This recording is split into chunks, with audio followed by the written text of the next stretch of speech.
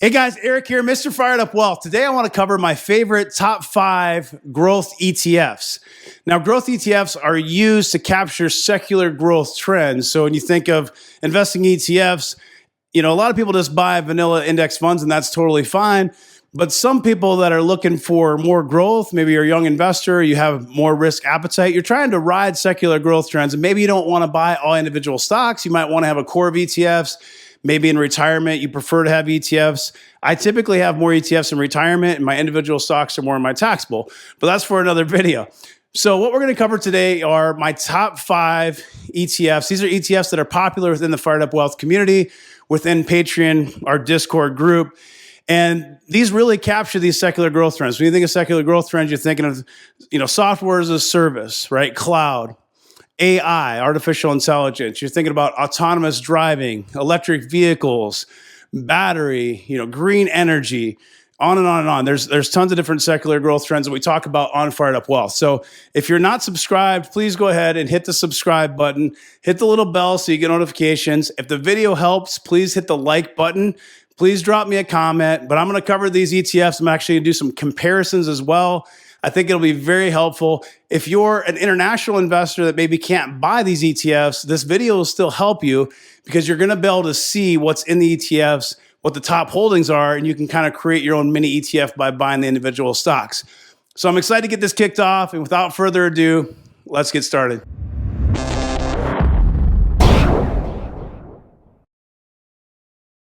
All right, so let's kick it off with the first one. The first one is going to be an ARK ETF. Now, I have to include this or I'll get just buried on YouTube with comments.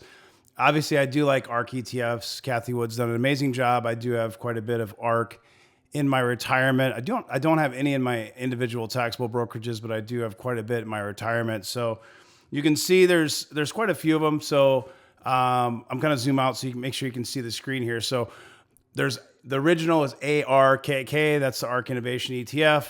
There's the Q, which is going to be autonomous technology and robotics. There's the W, which is the next gen internet. There's the G, which is all about DNA sequencing and genomes. And there's fintech, the ARK F. So all of these are good. I do have a combination, a blend of them. The one I understand the most, and so therefore I have the most conviction on, is ARK W. But I do like all of them. ARK G, I think, obviously it's made a monster run, but there's a lot of opportunity for those companies to continue to grow. But my pick on this list would be ARK W. I realize it might not be the top performer of the group necessarily, but it's one I have most conviction in. So I'm just going to dig into that ETF really quick, show you the top holdings, then I'll move on to my second pick. So this one, the top 10 holdings, I'll zoom in here so you can see. Number 1 is going to be Tesla at 9.28%. Obviously, Tesla's been on a tear. Roku is about 5%. Teladoc, 4.13%. Square. Then you've got the GBTC. You've got Tencent, Spotify, Netflix, Pure Storage, and C Limited. So there's several of these stocks that I own in my portfolio, the individual stocks that we've been buying in Fired Up Wealth, especially in the Discord channel, C Limited. We have several folks from Singapore who brought that to the group a while back. And thank you to the Singapore friends in the Fired Up Wealth community for bringing that to our attention. That one's done really well. But that is basically ARK W, the top 10. Just so I can compare, and I want to show you ARK G really quick. ARK G, you can see Teladoc actually is number 1 in there now, which these things change a lot because ARK are actively managed ETFs. So you have to, keep an eye on it because it changes. They're buying and selling every day. Teladoc, 7.27%. Twist, 6%. Pacific Biosciences of California, CRISPR. You can see 3.77%. You got CDNA. You've got Regeneron. You've got Exact. You've got RHHBY is the ticker on that one, 3.5%. There's Vertex. There's Fate Therapeutics at about 3%. So that is ARK G. So ARK would be my number 1. I like ARK W. You can pick your favorite or have a variety of those ARK ETFs if you choose to do so. Okay, up next is one that a lot of people are starting to talk about, but they didn't for a long time. And I've had this for a couple of years. It was actually the inception date on it was 7/22 of 2010, which is a little surprising. I've had it since 2017 in my retirement. It didn't do a whole lot for a little while when Tesla wasn't performing great. When Tesla took off, of course, this took off with it. So this is a lithium and battery technology ETF. It's by Global X. And you can see, I'll just show you the top holdings on this really quick. Now you can see the net assets, 44% is China. You got 21% United States, South Korea's in there, Japan, and so on. You can see right here, I'll zoom in so you can see. So China, United States, South Korea, Japan, Australia, Chile, Germany, Taiwan, you can see the makeup. So if you add, United States and China, obviously you've got about 65% or so. And then you've got South Korea and Japan, Australia, et cetera. So this is materials, industrials, consumer discretionary, information technology, and financials. It's got a nice blend that really covers, the lithium battery technology space. So ALB is the top holding. It's a minor. I believe it's in Chile. It's 11.76%. You can see all the different holdings. Most of these are batteries. They're foreign. The nice thing about LIT is you can't necessarily buy some of these stocks if you're a U.S. investor. If you can buy them, you're gonna have to pay sometimes $50, for a lot of the big brokerages to buy those individual stocks. So LIT's a good way to play it. You can see Tesla's about 5.5% of the makeup. Panasonic is in there, LG, and so on. But this is a great ETF to check out. It's done, really well. If you look at the expense ratio, it's about 0.75%. So, it's a little bit expensive, but again, if you were to buy those individual stocks, there's a lot of fees probably involved. So it's probably worth it. When you look at the performance, this is talking year to date. I believe this isn't updated because this is right here. And so this is 12/31/2020. So in 2020, it performed very well, 126%. Since I mentioned earlier, it didn't do anything for a long time.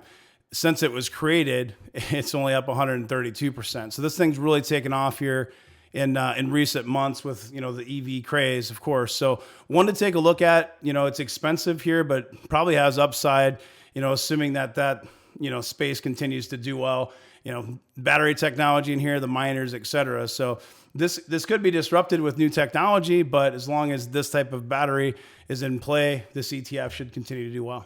Up next, a Fired Up Wealth favorite. This was an ETF that I brought to YouTube before many people are talking about it. This ETF was created in 2019, but it really didn't catch on at all until the pandemic happened. Now, we've been buying this, the Fired Up Wealth community have been buying this one for quite a while. And I do own some of this in my individual taxable brokerage as well as in my retirement account as well. And I do have a good chunk of money in this because I do believe in the companies. I have a lot of conviction in the companies.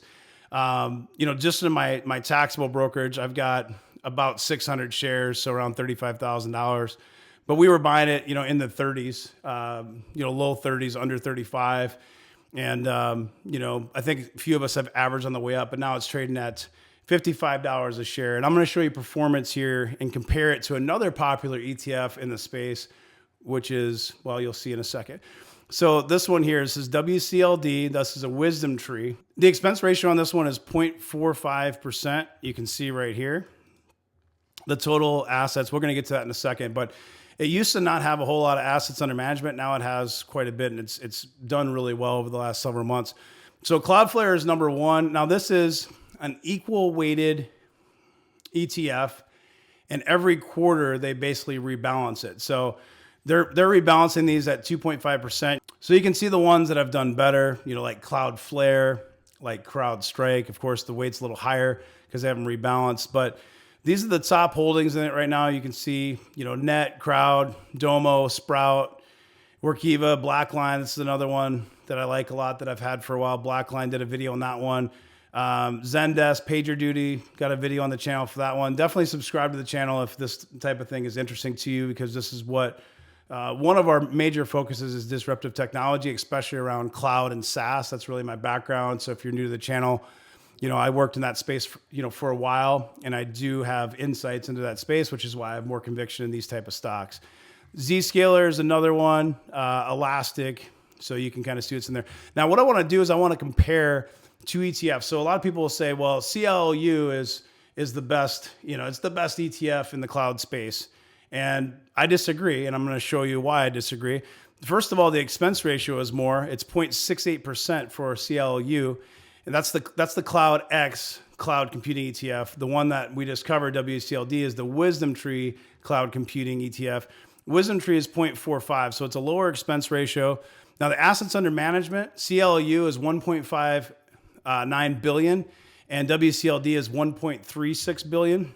So they're getting closer to the same size. At one point, the Global X was much larger. More people are catching on to WCLD. I think the reason for that, if you look at the performance, now this is a 1 year return. WCLD, I'm going to scroll down so you can see the screen.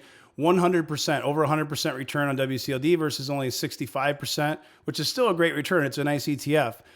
The year to date so far in 2021, WCLD 4.8 versus 2.1, and so on. You can see the performance, 43%, 43.9 on 26-week versus 31, and you can kind of go down the line. Now the holdings, if you compare it, there's a lot more holdings in WCLD. So if you look at this, there's 37 holdings in CLOU.